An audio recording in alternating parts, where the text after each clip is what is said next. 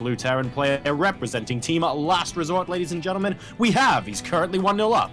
It is Simba. And his opponent spawning in the bottom left-hand position as the red Zerg. He represents Team Infused, an incredibly well-known and respected team. Let's see if he can claw one back, because he's at a bit of a deficit right now. We have Sabre. Look at him being all Zergy and Zergy. Didn't really work out for him in the first game. Let's see if he's going to be switching up his strategy a little bit. He was being a little bit greedy there, grabbing a third base and not really saturating all of his bases yet, and then grabbing a Roach Warren, going for an early lair, going for double upgrades, everything at the same time. Hopefully he's going to be playing a bit more of a standard and a bit more passive style. Yeah, we saw maybe just a little bit of overextending there in game number one. Cost him, to be honest, the units that he needed to support his infestors leading into the latter half of that game. I mean, everyone on stream and yourself, of course, Lillian, saw that he had 2, 3, 4, 5. It sounded like an episode of Sesame Street towards the end, to be perfectly honest, with those infestors there, but he just didn't have the ground units to back them up. If only he did, he would have been able to hold that push. You're right, yeah. I was trying to teach people something while casting StarCraft 2, and not in regards to StarCraft 2, but basic math and counting. That is something that should not be underestimated. Infestors are terrible at teaching people counting, especially in Wings of Liberty, because you never get above 3. You get a clump of Marines moving towards a Zerg base, and then Infestors pop out of nowhere, and you go 1, 2, 3 fungos. Oh, and that's it. You can never count past 3. That's all you ever learn. It's a horrible educational experience. No, that's wrong, Jorosar. Have you not seen the infested Terrans that they spew out? You know how many they can churn out of a single infestor? I think they're great for learning to count. Maybe, but then, well, it's not really learning to count. That's more like learning to multiply. Like, if you can count them as they pop out of the infestors, you shouldn't be casting StarCraft. You should be, like, on a game show or something, because that's impressive. Yeah, or one of those guys that does the auction things at, like, Storage Wars and stuff. You know, the guy that talks really fast, like...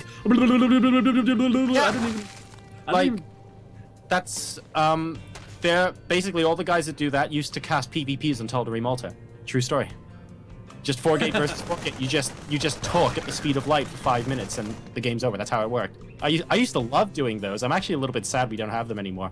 Non-stop acting is fun for talking. It used to be such a classic. You knew exactly what was coming, and still it was sort of entertaining. I mean, it's a bit of a nostalgic feeling, of course. The games weren't really exciting. They were predictable, but it was fun, you know. It was this one constant thing that you would... Oh yeah, the battles were exciting. The battles were exciting. Like, the strategy was like, here we go again. But then the battle starts, and even though it's a PvP, everyone gets really hyped up for it because it all comes down to crazy micro and all sorts of fun things. But in the meantime, guys, we have actually got a little bit of strategy play on this game so far. Note that we are waiting for that factory to land on that reactor for Simba, and in the meantime, we did have Sabre take both of his gases, one in his main, one in the natural a little bit early on. He's actually going straight for a 6.5-minute Roach Warren while taking a third. Yeah, it seems to me like he's doing the same build as he did in the previous game. Gonna be taking a third and taking a Roach Warren, and if it is in fact the same build, we will see a lair out of him in just a matter of, you know, a couple of minutes, which doesn't really make that much sense to me. I mean, it is a bit of an early time to be getting Roaches, but of course Roaches are going to be very, very valuable in defending against these incoming Hellions, so yeah, I guess it's okay. It's interesting, because he went for the Roach Warren, and now he's going back for Zergling speed as well. So, yeah, you're right. He's not actually spending that gas on layer tech. We do see the Hellions just going to try and prevent that creep threat for a while, but a Queen is going to keep them occupied. Not too big a deal.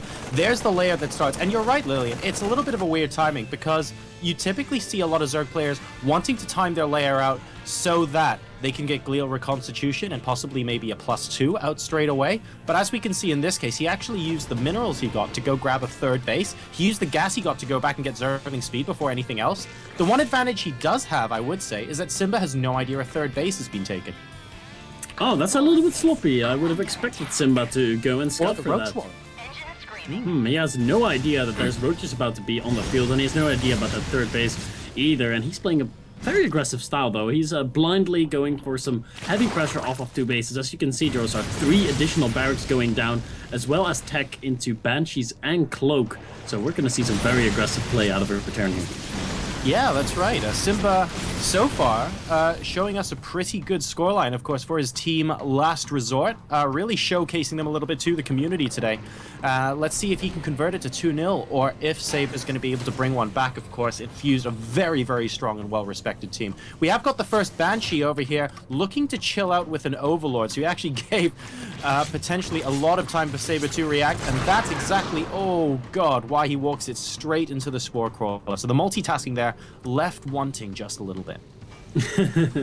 Yeah, that could have been done a little bit better, but that's alright. Of course, these players are no professionals just yet, and maybe they don't even have the ambition of becoming one. The game for the Zerg player has been... He's finally been able to play his own game. He's been able to do what he wanted. He wanted to get roaches, he wanted to drone up, he wanted to get a 3rd base, and he's been able to do all that. In the last game, he was prevented of executing his own strategy. And this time around, it's looking a little bit better. In comes the Banshee again, though, for some more harassment. There's only 1 queen here, and she is not paying attention. And the Spore Crawler is being moved now so that Sabre can have a bit of detection. But in the meantime, a lot of drones actually going down. Kills up to 5 on that Banshee and already maneuvering away from that Spore Crawler. Must be so frustrating. Oh, and the Spore Crawler is moving all the way to the other side, but that's because the second one is being built. Okay, so he's going to zone him out with a second Spore Crawler. But in the meantime, this is 9 kills and counting, Lillian. Yeah, I think he's going to be able to get like 10, maybe even 11. Oh, move the Banshee, move the Banshee, move the Banshee, move the Banshee. Oh, Simba. Oh, he's watching the roaches at the watchtower. Move the Hellions, move the Hellions, move the Hellions. I'm seeing a pattern to this game. Let's do commentary for the rest of this game in that way. Like, move the roaches, move the roaches, move the Hellions, move the Marauders, move the... Okay. Well, he's got +1 attack on the roaches complete. He's got Glial and Constitution complete, and +1 armor is finishing now, and he's on 3 base. So all of those are really good things. It's just a weird timing. We're already at the 11-minute mark, so it's not exactly your trademark roach rush where you get Glial super quick and you head out. Instead, it's kind of a build that's turned into a macro build on 3 base, and it looks like we're about to see an engagement. Wow, we're actually going to see those roaches push in here, and Simba's not paying attention. He's not stimming or running back. Doesn't even have stim. No, stim is not yet finished up. This roach attack is devastating. Does Simba have enough Marauders here to be able to deal with this? Only a few Marauders left alive. SCVs being pulled into this, and they are definitely needed. The last Marauders are still standing. There's still 3 Marauders firing, and actually the roaches are going to get cleaned up, Jorosar.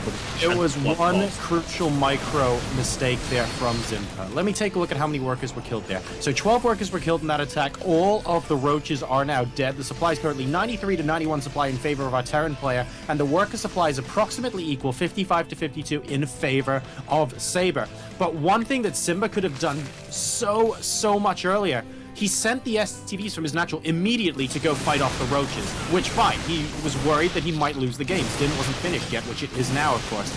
But he could have sent some of the SCVs to repair the bunker, and I think that would have slowed down Sabre significantly more.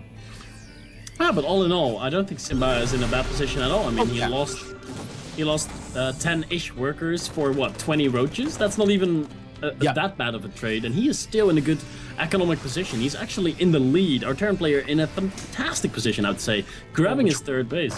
26 roaches about to pop, though. He needs to be seriously careful that he doesn't just overextend and end up getting creamed by this force. You look at the number of roaches. He has to pick up and get away, and he does that straight away. Now, let's talk a little bit about what Sabre has done. I obviously don't think it was completely optimal to go for like the roach timing quite like this, because it looks like he's basically maxing out on roaches at the moment. What I would have liked to see him do off of that early 3rd base, maybe, Lillian, is get his layer a bit sooner, maybe get a later Zergling speed, because he hasn't really done anything with Lings this game. He can get a quicker Glial, he can get a quicker infestation pit maybe, and have something to support these roaches. That would have been nice. Yeah, that's what I was thinking as well. Either an amount of... Ooh. That is the ballsiest place to build a 3rd command center I've ever seen in my life. And look at this. Remember what we were saying? We need to make sure that Simba doesn't overextend on the counterattack. He might have just done that. And I think it might give Sabre an opening to win this game. Yeah, I think it might. The units are unloading from the medevacs. The SCVs being pulled once more. The siege tank was not in siege mode. Ooh, that's a bit of a mistake there. Exactly. So 2 siege tanks going down here, and the amount of damage this is dealing to the economy of Simba is absolutely huge right now. I'm surprised he hung around the third base with all of those medevacs. What he needed to do was send those medevacs immediately back home, and then behind that, get 2 more bunkers up at his natural expansion.